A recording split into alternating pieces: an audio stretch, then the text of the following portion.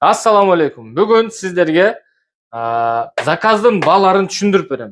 Рекламаны көргөндө сиздерге аябай төмөн баадагы рекламалар чыгарышат, анан чакырып алышып, бул сыт бишкек болчу, келгенден кийин дагы $300, анан $700 төлөйсүң деген варианттар болду. Ошон үчүн эмнеге силердики кымбат деп дароо сурай бербеш үчүн кандай баа чыгып атат рекламадан такташ керек. Мисалы, сыт деген бар.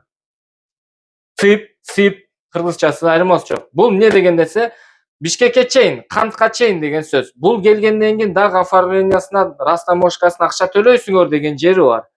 Ошон үчүн цип менен под ключтун айырмасы чоң.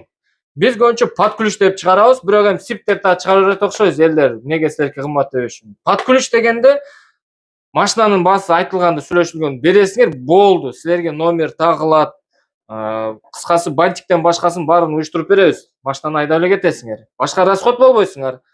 Сыт бишкек деген кандай баа десе, бул машина келет, растаможкага, таможняга түшөт, болду.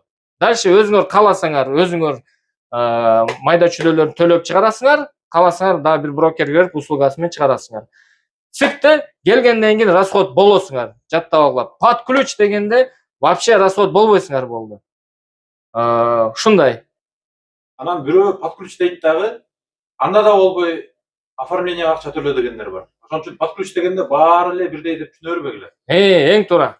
Под ключ деп дагы бирөө чыгарса, жакшылап сүйлөп тактайсыңар. Под ключ дегениң бул эмне дегениң? Под ключ дегениң бул сенин башка расход болбойт менден деп такап сүйлөшүп алышыңар керек. Анткени биз көргөнбүз, под ключ деп келгенден дагы оформленияда акча сурашат. Ошон үчүн до конца сүйлөшүп алсаңар жакшы болот. Сип башка, под ключ башка. Алмамбет агайдын сабагына келип тургула.